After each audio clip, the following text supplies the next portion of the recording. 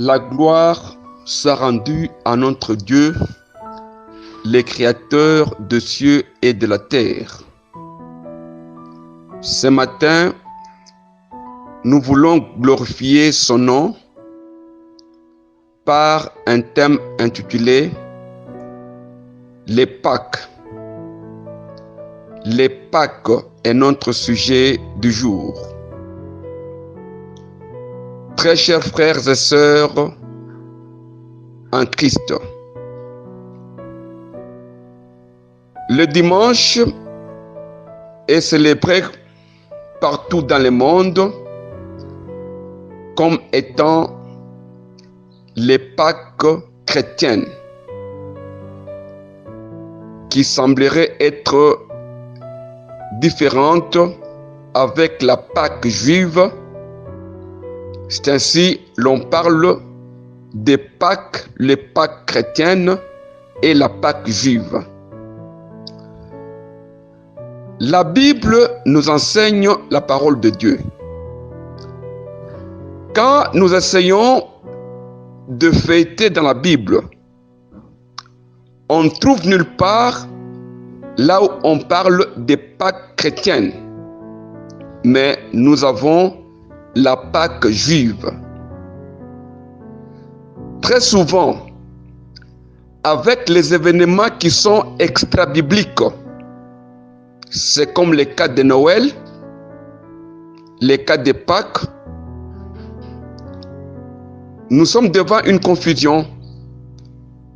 Vous trouvez certains chrétiens qui refusent à reconnaître Noël parce que ce n'est pas biblique, mais qui célèbrent les Pâques. Or aussi les Pâques chrétiennes ne sont pas bibliques. Face à cette confusion, nous voulons parler de Pâques chrétiennes selon nos compréhensions, et cela nous devons les démontrer par les 4 Pâques de Jésus-Christ. Les 4 Pâques de Jésus-Christ. Sans plus tarder, nous commençons avec la première Pâque. Si nous lisons Luc, chapitre 2, verset 41 jusqu'à 42, et en sorte, nous lisons le verset 46 jusqu'à 47. Lisons au nom de Jésus-Christ. Les parents de Jésus allaient chaque année à Jérusalem à la fête des Pâques. Lorsqu'il fut âgé de 12 ans, ils y montèrent selon la coutume de la fête. Au bout de 3 jours, ils les trouvèrent dans les temples, assis au milieu des docteurs, les écoutant et les interrogeant. Tous ceux qui l'entendaient étaient frappés de son intelligence et de ses réponses. Très chers frères et sœurs en Christ, la première Pâque de Jésus est célébrée à 12 ans. Les parents de Jésus montaient à Jérusalem pour adorer Dieu et fêter la Pâque, comme c'est écrit en Zacharie, chapitre 14, verset 17 jusqu'à 18. Nous lisons: s'il y a des familles de la terre qui ne montent pas à Jérusalem pour se prosterner devant le roi, l'Éternel des armées, la pluie ne tombera pas sur elle. Si la famille de l'Égypte ne monte pas, si elle ne vient pas adorer Dieu, la pluie ne tombera pas sur elle. Très chers frères et sœurs, on montait à Jérusalem pour se prosterner devant l'Éternel et avoir la pluie. De même aussi, la famille de l'Égypte qui devait aussi monter pour chercher adorer Dieu et chercher aussi la pluie. Très chers frères et sœurs en Christ. Et pourtant, le pays de l'Égypte est jusqu'à aujourd'hui un pays désertique. Nous comprenons alors que si le pays de l'Égypte est un désert jusqu'à aujourd'hui, c'est parce qu'ils n'ont jamais monté en Jérusalem pour adorer Dieu et chercher la pluie, selon les Écritures définies par Zacharie, chapitre 14, versets 17 et 18. Donc, la pluie ne pouvait tomber que quand on monte en Jérusalem. C'est pourquoi les parents de Jésus devaient d'abord monter en Jérusalem. Et ils montaient selon la coutume de la fête. Cette coutume provenait de la tradition de la loi. Or, on ne peut pas adorer Dieu par la contumace, selon ce qui est écrit en Matthieu chapitre 15, versets 6 et 8. Nous lisons: vous annulez ainsi la parole de Dieu au profit de votre tradition. Hypocrite.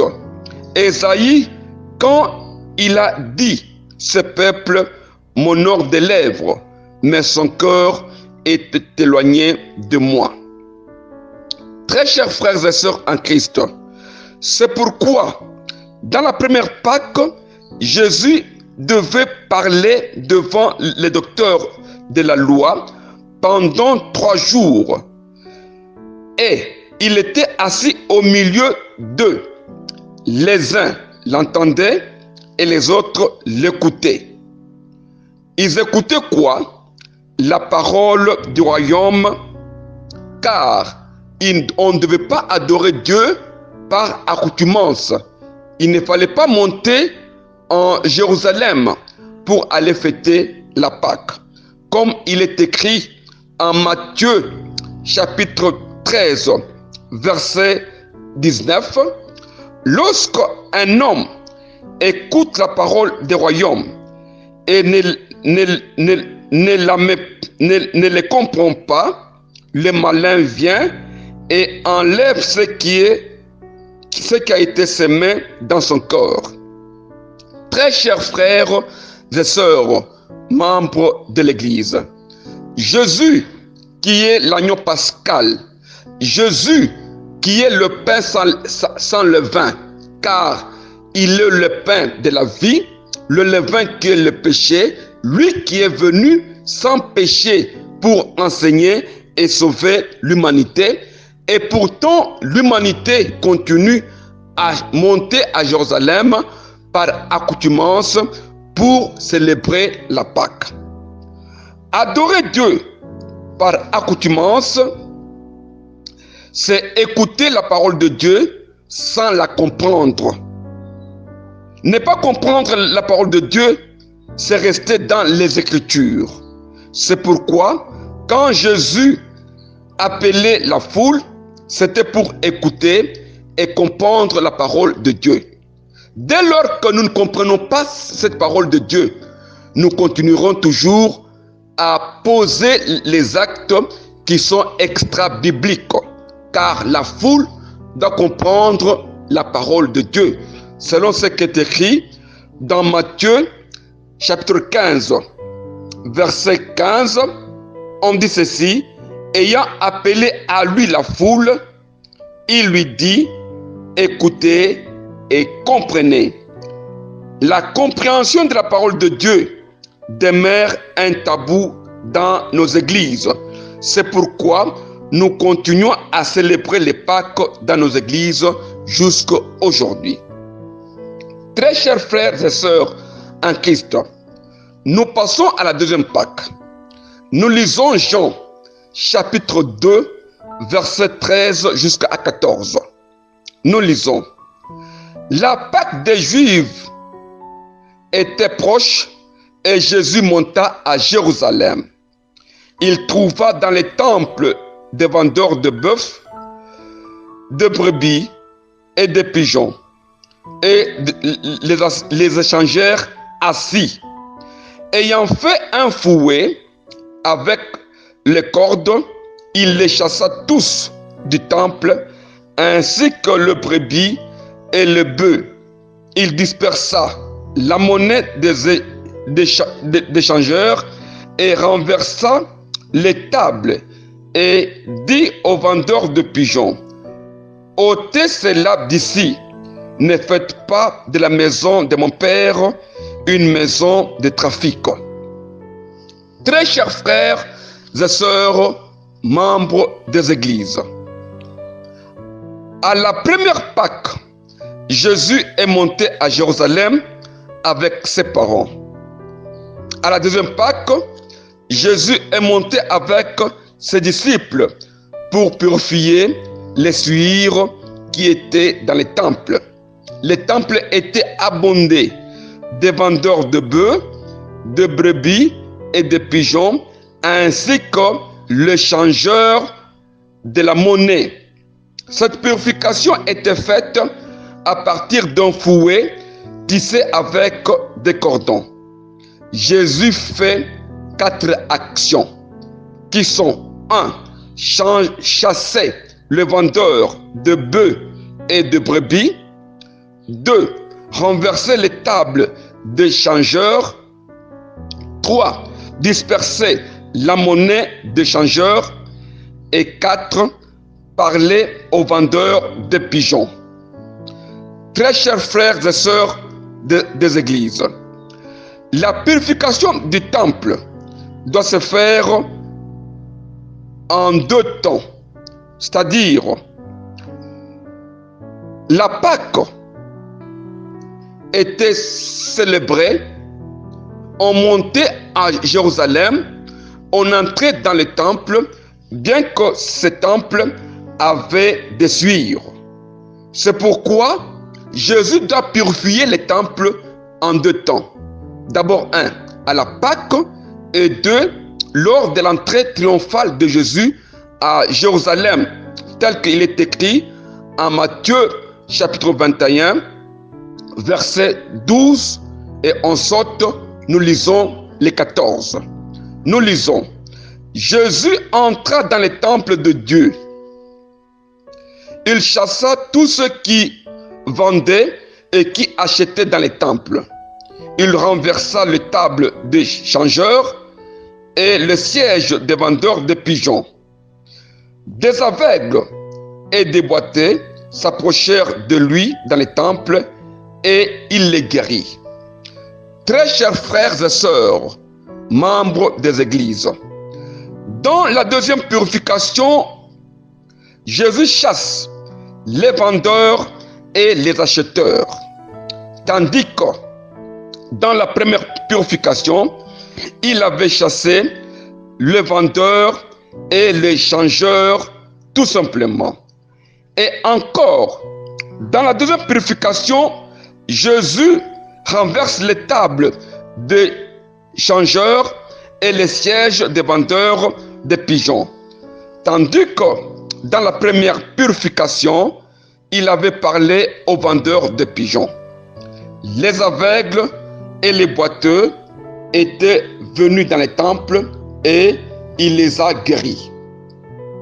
Très chers frères et sœurs, membres des églises, à la deuxième purification du temple s'accomplit la prophétie de Jérémie, telle qu'il est écrit en Jérémie chapitre 7, verset 1 jusqu'à 3.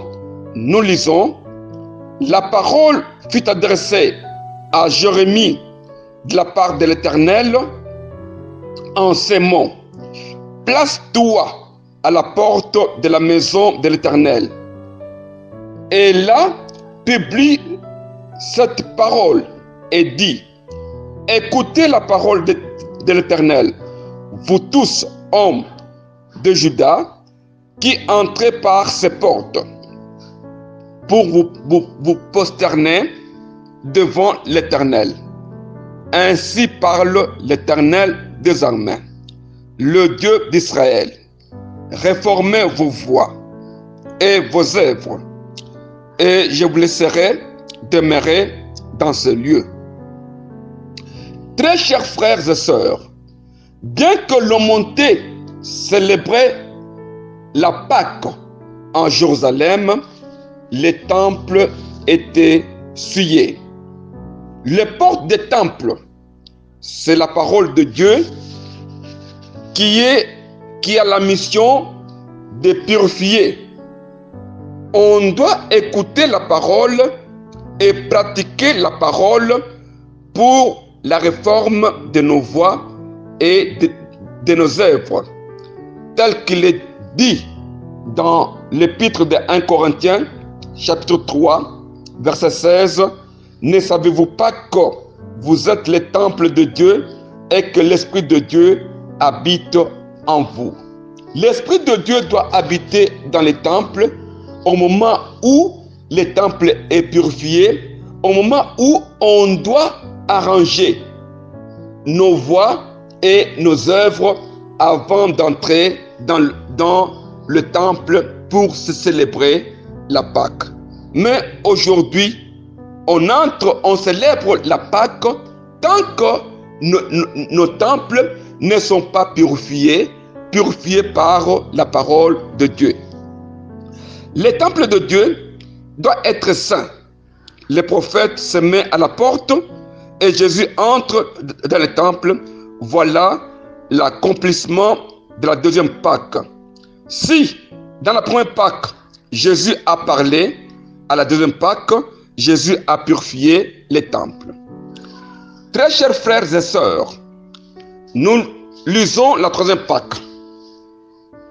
On lit Jean, chapitre 6, verset 4 jusqu'à 5, et nous sautons, on fait un saut au 11e verset. Nous lisons au nom de Jésus-Christ. Or, la Pâque était proche, la fête des Juifs.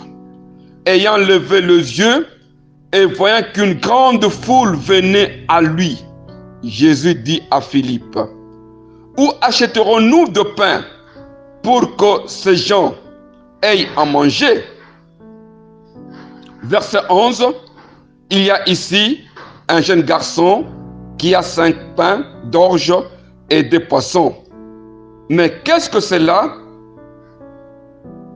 pour tant de gens?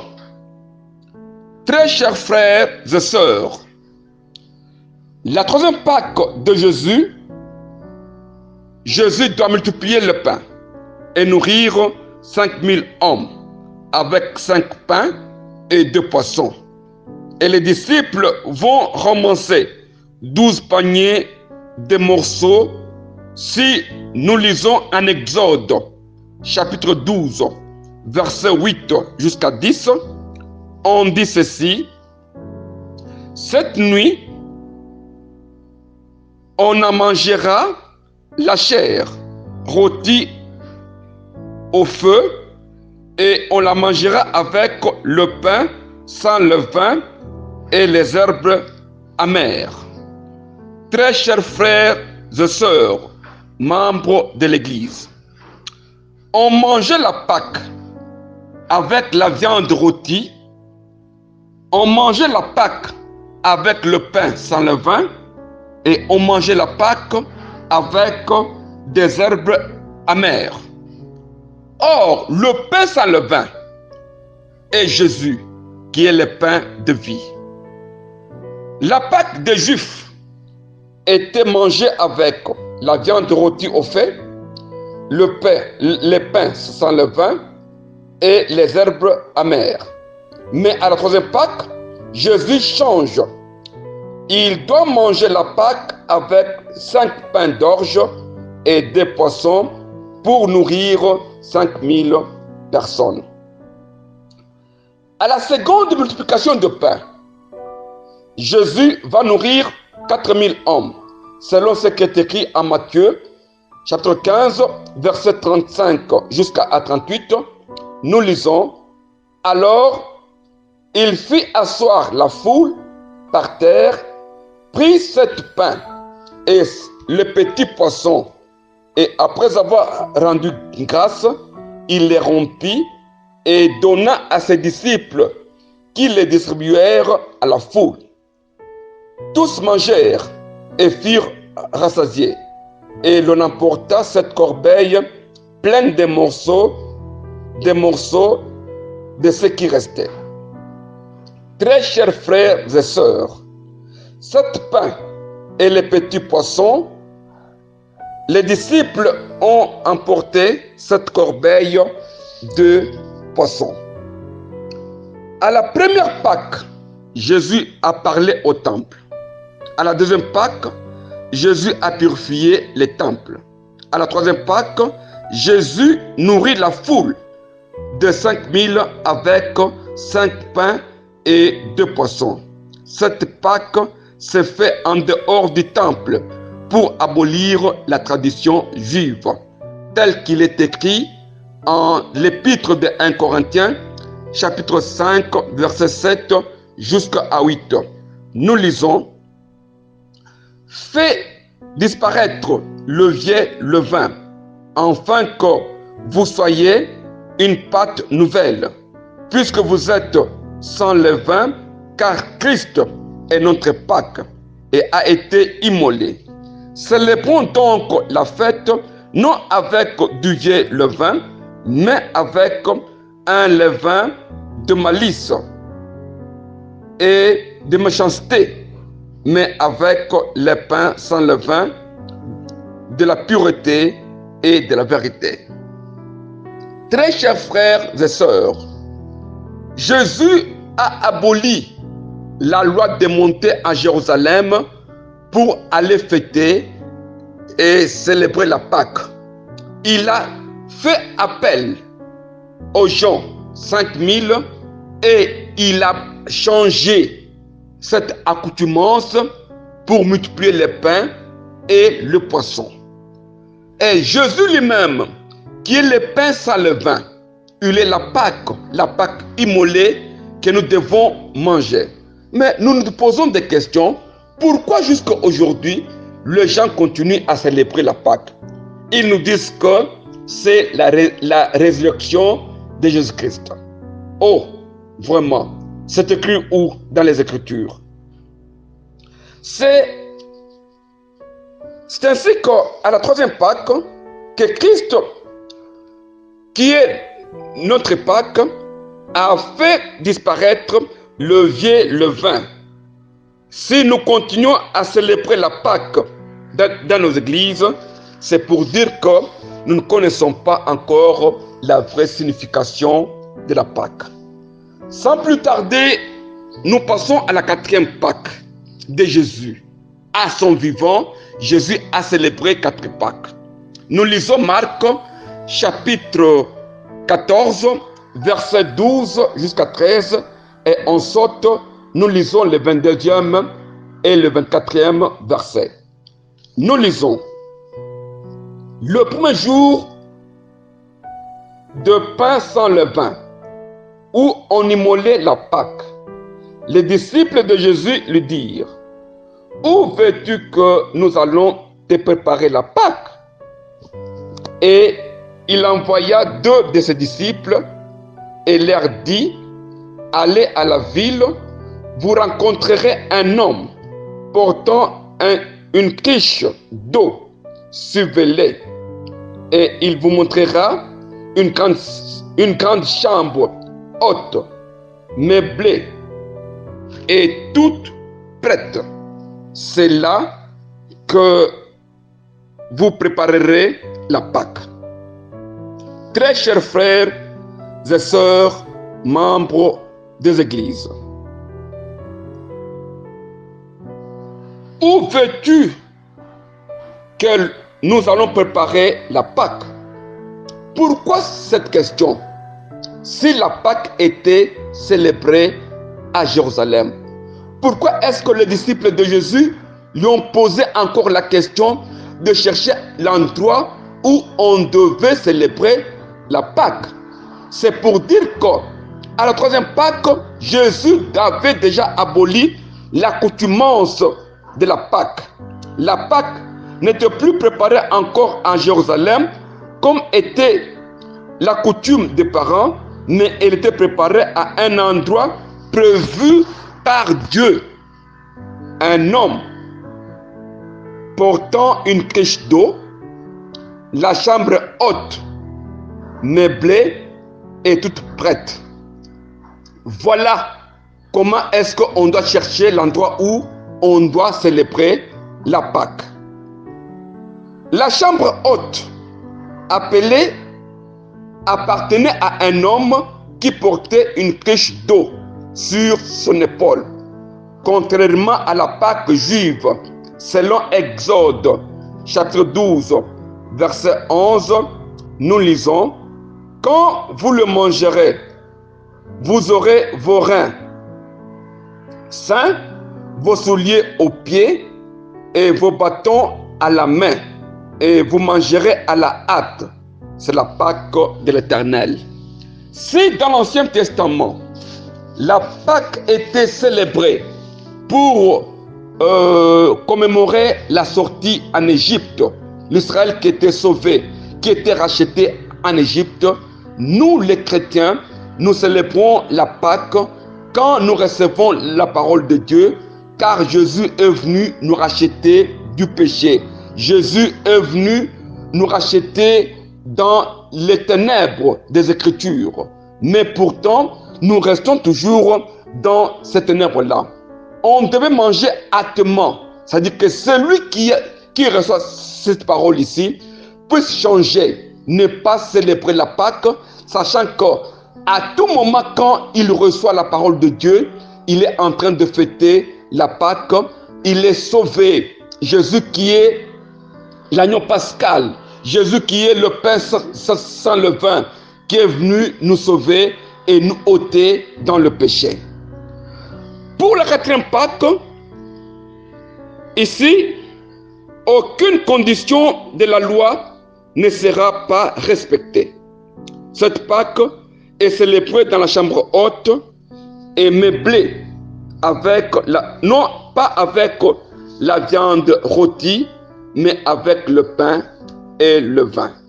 Cette Pâque ne concerne que les apôtres, selon ce qui est écrit en Luc, chapitre 22, verset 14 jusqu'à 15. Nous lisons: « L'heure étant venue, il se mit à table, et les apôtres avec lui. Il leur dit: « Je désire vivement de manger cette Pâque avec vous avant de souffrir. » Très chers frères et sœurs, membres des églises, c'est au cours de cette Pâque que Jésus va instituer la Sainte Seine. La Sainte Seine ne signifie pas la Pâque chrétienne, mais nous en parlerons dans nos prochaines prédications. C'est pour dire qu'à la première Pâque, Jésus a parlé dans les temples, au milieu des docteurs. À la deuxième Pâque, Jésus doit purifier les temples. À la troisième Pâque, Jésus doit nourrir les 5000, car il montait en Jérusalem en étant toujours 5000. Et à la quatrième Pâque, Jésus va instaurer la Sainte Seine avec la trahison. C'est-à-dire, c'est à la quatrième Pâque que Jésus sera trahi. C'est-à-dire, il sera trahi par les disciples, comme il est écrit en Luc, chapitre 21, verset 37. Nous lisons: « Pendant le jour, Jésus enseignait dans les temples et il allait passer la nuit à la montagne d'Olivier.